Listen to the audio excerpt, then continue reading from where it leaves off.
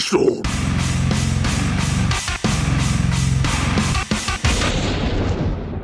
Welcome back to P-Storm. We are playing Danganronpa. We're in the middle of the third trial. We had just made a shocking discovery that Hifumi not only was still alive when we first discovered his body, but he may have in fact been the one who killed Taka. But you know, somehow we have to find the truth.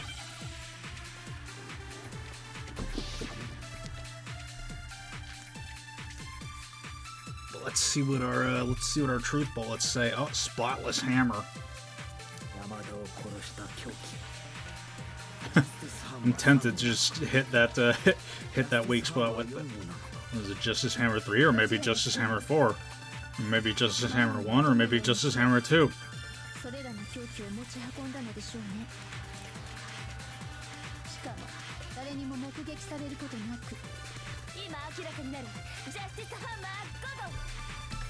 Hold up.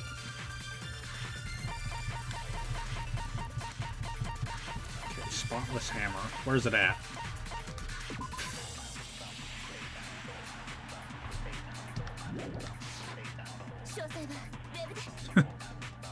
Murdergear.com/hammer. Bro, if that URL actually exists, I'm gonna shit.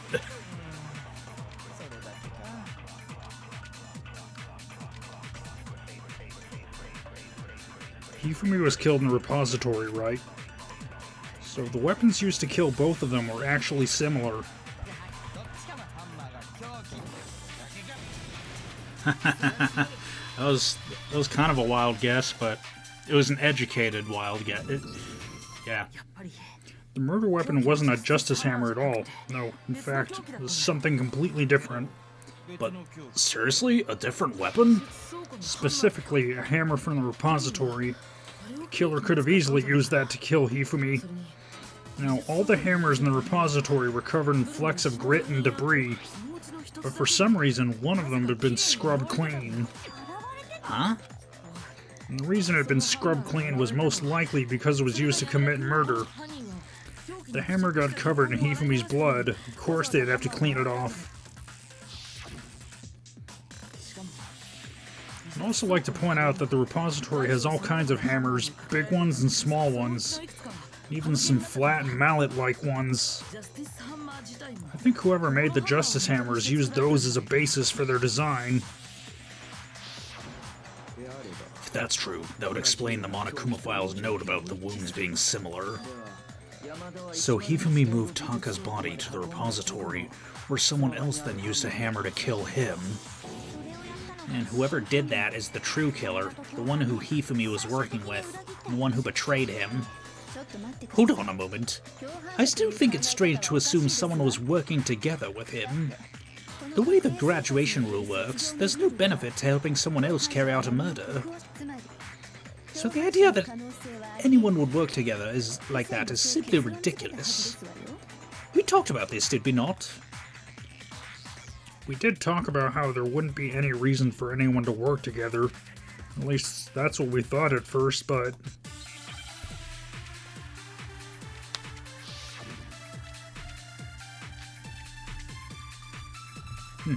Again?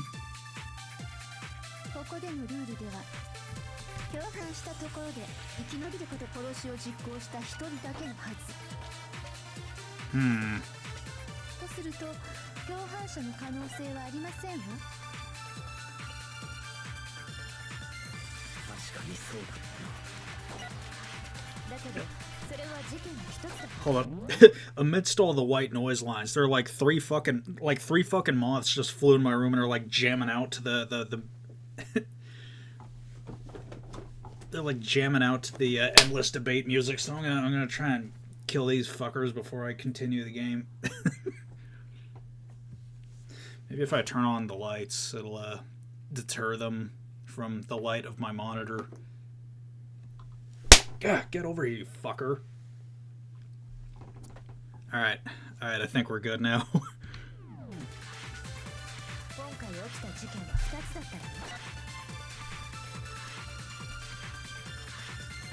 You really say there's no chance two people work together on this?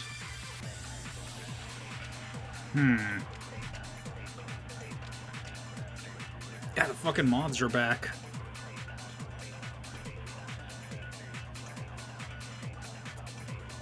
Hold up.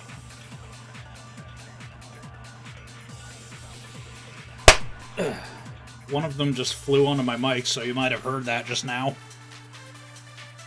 Okay, that's one down.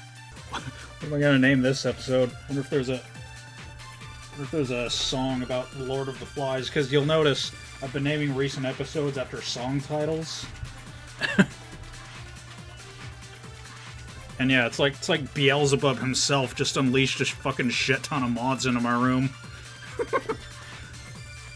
Okay.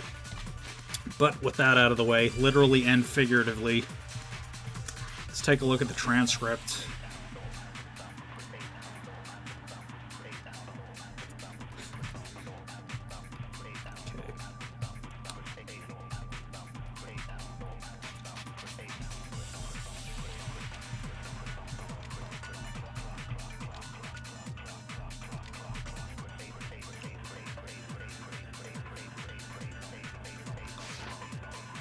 I might have to flashback one of these. The way I see it, there are only 4 possibilities. So, all we can really do is try all 4.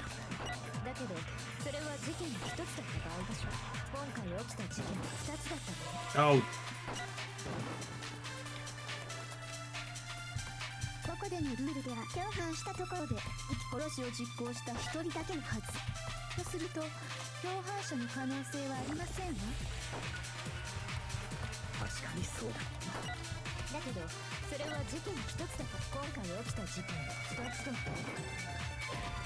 Nope. Okay. That first attempt was wrong.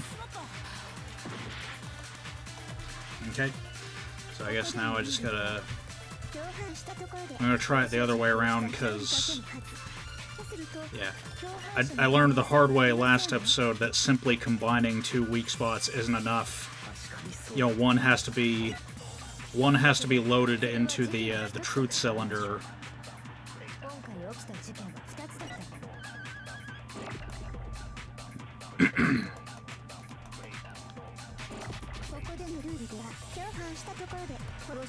Yeah, because I don't think the mallet is the key evidence to either of these. There we go.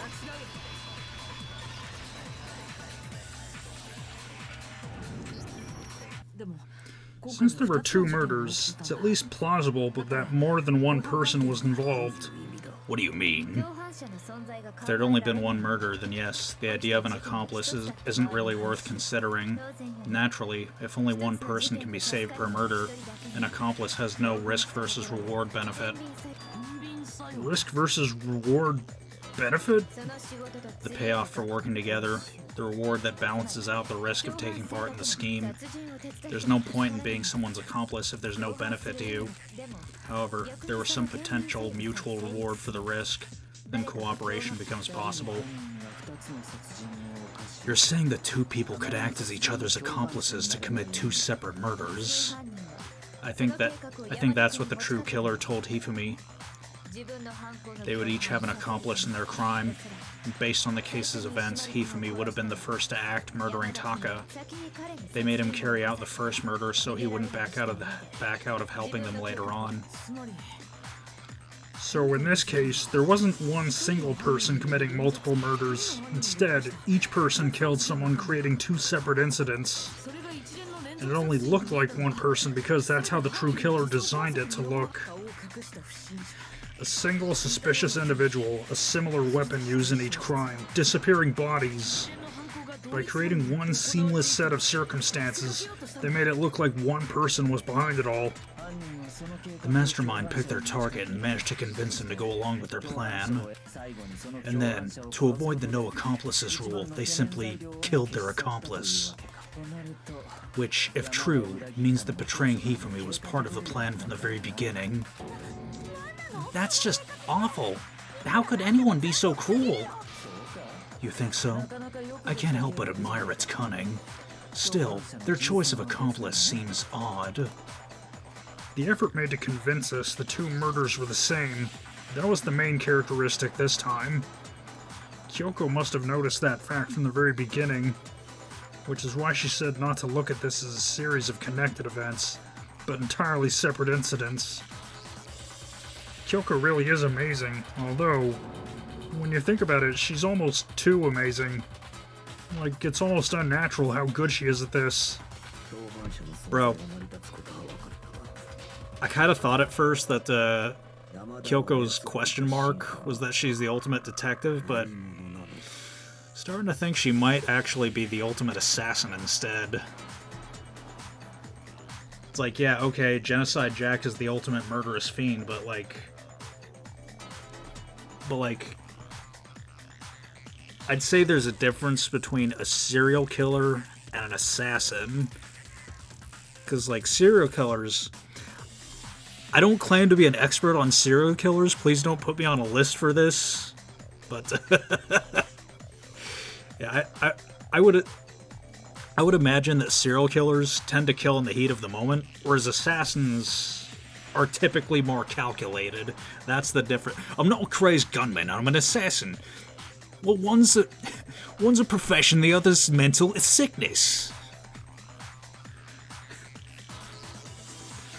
I understand how an accomplice could be involved, but then who is the one pulling Hifumi's strings? That's problem numero uno right now. The true killer manipulated Hifumi to carry out a number of actions, and in the end, murdered him. In the debates up until now, the way the case is unfolded, when you consider all that, it's really only one person who seems to fit. Oh shit, do I have to name a...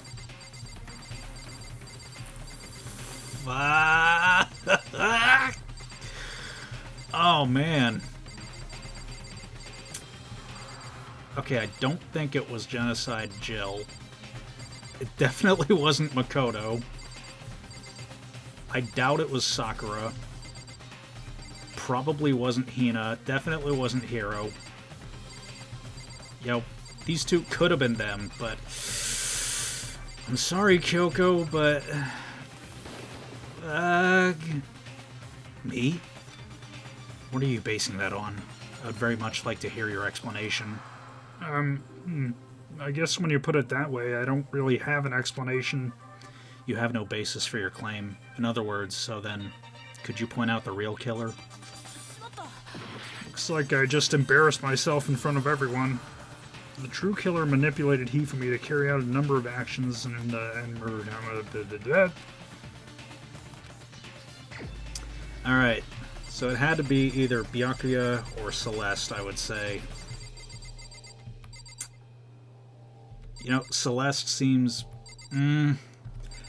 Fuck. You know, I'd say this time Byakuya is innocent. I'm sorry, Celeste, but... Fuck. It was Celeste. Ah, so I'm the suspicious individual now, am I? I really do hate this kind of joke. A joke? I wonder. So what you are saying, then, is that I specifically chose to work together with Hifumi.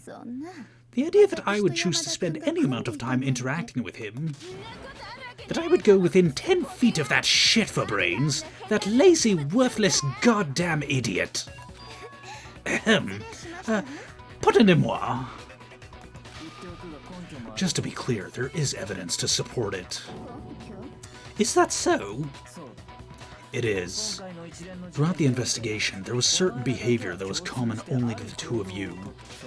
Considering what we've learned so far, it only further proves that the two of you were working together. What is it that only Hifumi and Celeste had in common?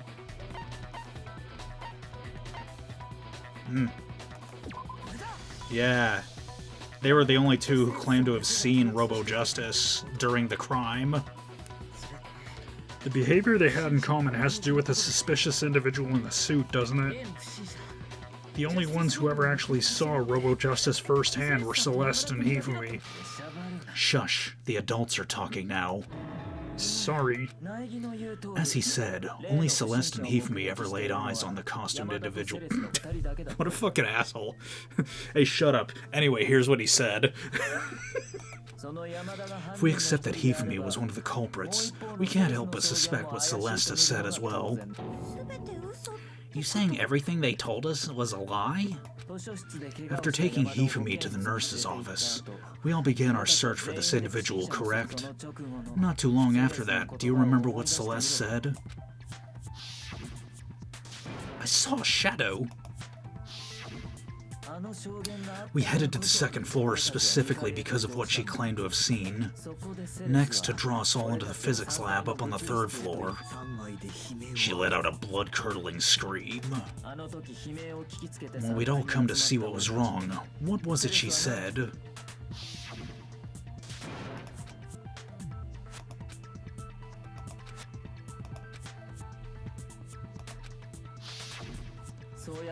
Once she'd done her job of getting us all up to the physics lab, it was time for her partner to get to work.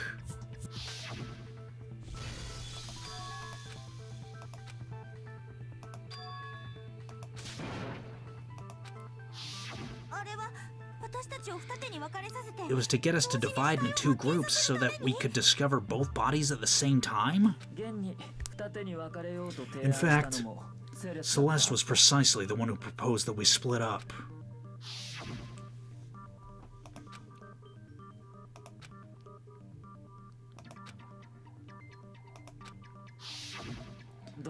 Well, if Celeste and Hifumi were working together, then all those chance events suddenly become connected.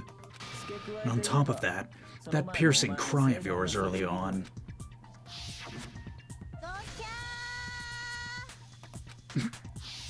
Yeah, I mean, in retrospect, that doesn't really sound like a convincing scream. Oh, yeah! That was to signal Hifumi, wasn't it? It was your way of telling him, we're on the third floor, so everything's going according to plan. Why else would you let out a scream that could have carried across the sea? I just realized another strange thing. When we found Hifumi in the nurse's office, who we now know was only pretending to be dead, I certainly was not expecting this. I did not imagine that Hifumi would be murdered.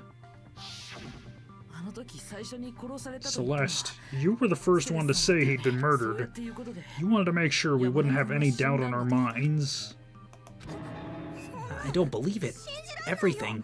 The whole thing was one big act. Hina, you were with Celeste when Hifumi's body disappeared, right? Yeah, I was feeling kind of sick, so Celeste took me to the bathroom. Wait, then that was... She wasn't worried about you. She just saw a chance to help Hifumi sneak out of the nurse's office. Each piece isn't much by itself, but start putting them together and the picture gets very ugly indeed. Wouldn't you agree, Celeste? I have no idea what you mean. Don't bother trying to deny it. You made one fatal mistake. Oh, did I? I didn't even catch it myself when you first said it, but looking back, I can say that one little slip-up was your undoing. What are you talking about? I'm talking about what you said after Hifumi's body disappeared and we returned to the nurse's office.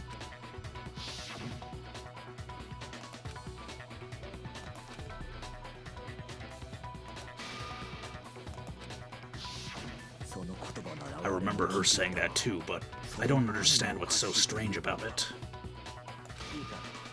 Then pay attention, Sakura. Oh, then pay attention. Sakura, Toko, and I were the first to discover Taka's body in the equipment room. Then Makoto showed up and told us Hifumi had been killed, so Sakura and I left with Makoto. Once we were in the hall, we ran into Celeste, and the four of us headed to the nurse's office. Now, the entire time we were together, none of us said anything about Taka being dead. Think about it. Celeste's comment doesn't make sense. It was completely out of place. Yeah, I see what you're talking about, although I don't really get what it means. You hear that, Celeste? Everyone's having some trouble understanding. Could you repeat what you said? If you're really not the culprit, you shouldn't have any problem repeating it, right? Byakuya said the Celeste comment doesn't make sense. What's he alluding to?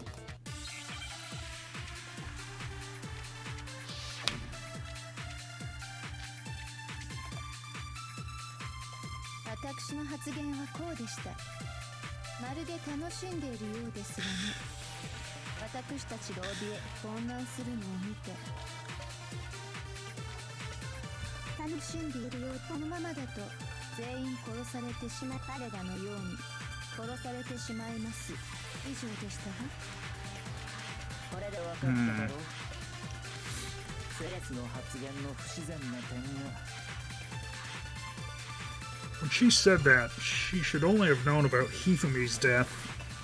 With that in mind, what's so strange about what she said is... What is strange about it?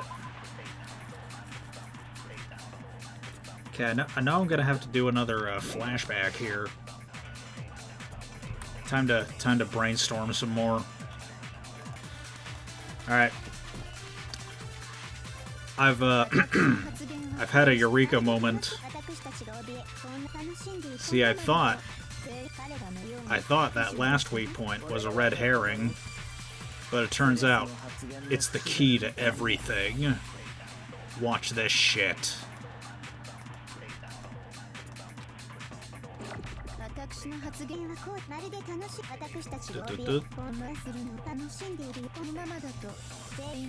Those guys are quite strange.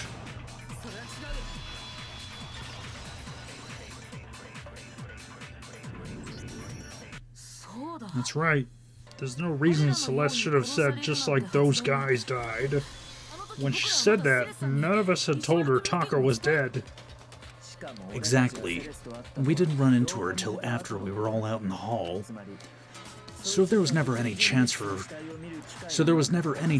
to have seen his body in the equipment room for herself. So how'd you know, Celeste? How'd you know that more than one person had been killed? How'd you know they were both guys? Because Kyoko had also disappeared, right? So she could have been dead too. I mean, thank God she's not, but... You all have such vivid imaginations, you know that? Imaginations? You claimed that I was lying when I told you about the suspicious person I saw. Then what about the picture I took? How do you explain this picture of the costume villain dragging Hifumi away? It has to be some kind of setup, right? Celeste put the suit on and then she used the camera's timer to set up the picture. Have you so quickly forgotten? You are the only one who could have possibly fit into that suit. Plus, I happen to know that this particular camera does not have a timer. In other words, it is an unassailable fact that this is a picture of Hifumi being dragged away. If everything I told you was a lie, how can this picture exist? There could have been no one inside the suit. Hifumi could have just been posing. I mean, if he was in on it, then... Simple. Are we sure that's really a picture of the suspect dragging Hifumi away? Kyoko was one step ahead of me. That's why I love you, Kyoko. I almost called you Coco. What could you possibly mean by that? Can I get an F in the comments for Kiryu Coco? And also Rushia. Fuck you, Cover Corporation. Surely there are other explanations than the one you've offered up. No, there is no other explanation. Other explanations? If it wasn't a picture of the suspect dragging Hifumi away, the only other possibility is...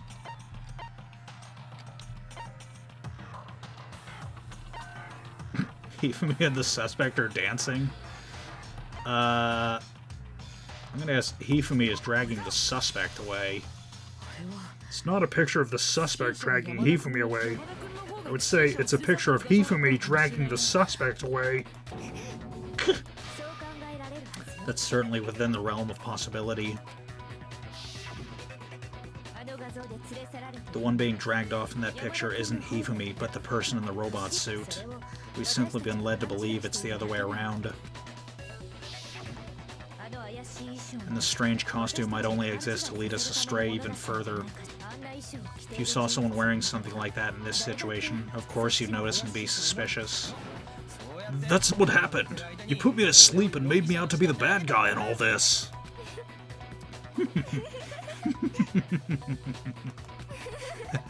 Such a thing is utterly impossible. Hifumi was dragging him away? Ridiculous. Is it? I don't think it's ridiculous at all. Then shut your mouth and allow me to educate you. Celeste thinks she can prove that there's no way Hifumi was dragging the suspect away. Was that really possible?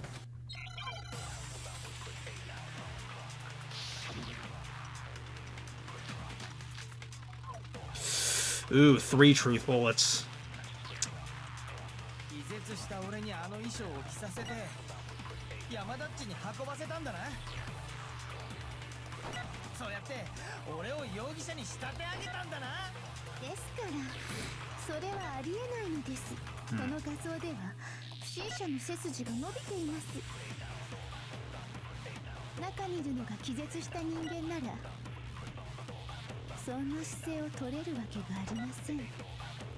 Oh, but that's where you are wrong.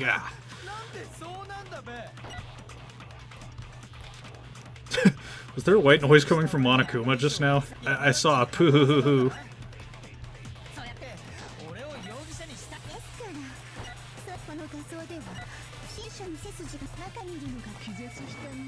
Oh, whoops. Shit. I shot the wrong statement. No, shut up. Shut up, you fucking murderer. Shit.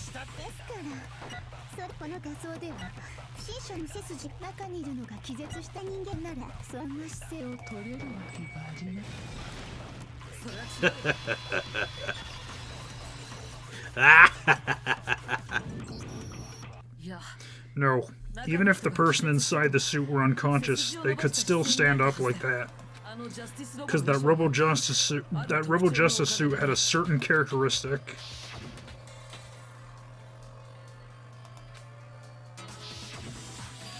That's right. They totally made a mistake when they made it, so it couldn't bend at the waist. I'm not so sure that was a mistake. I think the suit was designed from the beginning to be used the way it was. Celeste and Hifumi took the suit they'd specifically designed and stuffed Hiro into it. That's how they were able to fake that whole thing.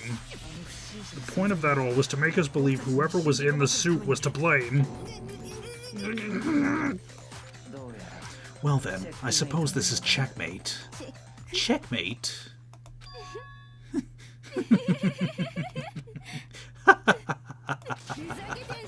Don't make me laugh, you idiot! What do you mean, checkmate? Celeste? Clearly you want to cram me into your little guilty box. Well, there's one little problem. Have you already forgotten what Hifumi told us as he lay dying?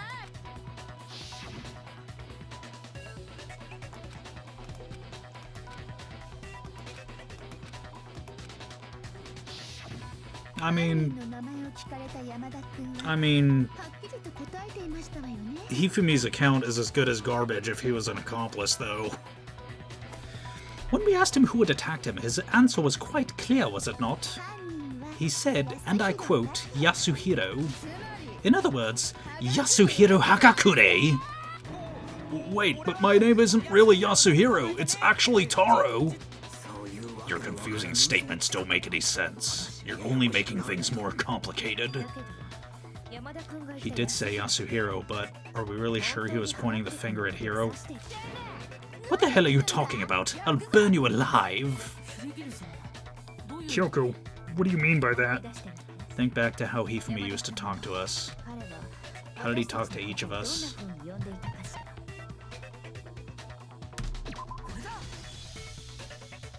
That's right, our last names.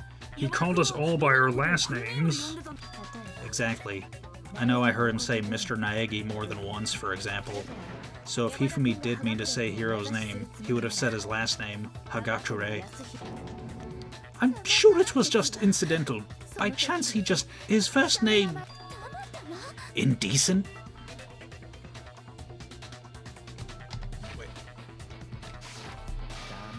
Don't talk.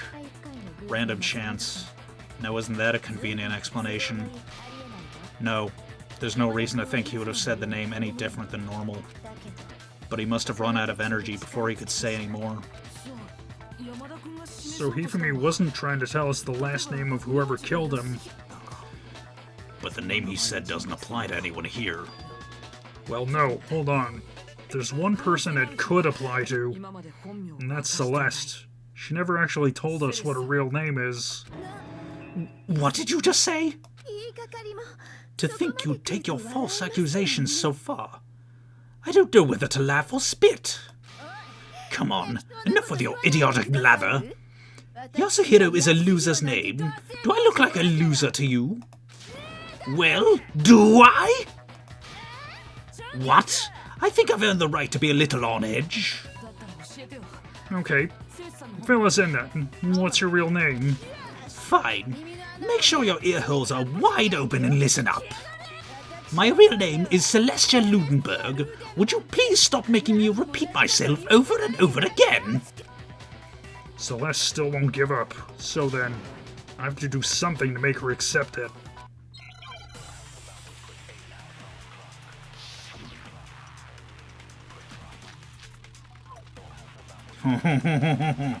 The E-Handbook.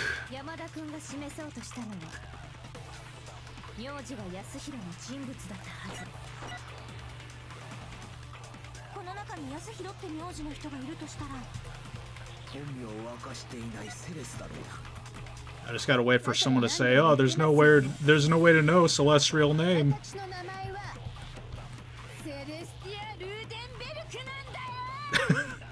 Why is it upside down?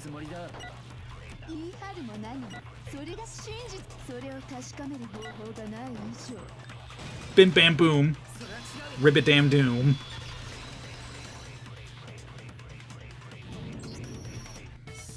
That's it. The handbook. What? Anytime you turn your handbook on, it shows the owner's name when it boots up, right? Monokuma told us all about it before.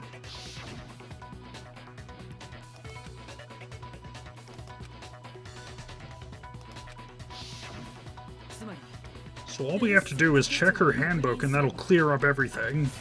And that's how we can find out Celeste's real name. That's an invasion of privacy. I refuse to cooperate. Celeste, could you please just tell us what really happened? Please, just tell us. Even when I put in check, it's just my nature not to give up. Because... Until the game's over, you never know what might happen. Fine then, let me settle it. Let me go over the case again from the beginning and shed light on all your crimes. That'll bring everything to an end. Danganronpa.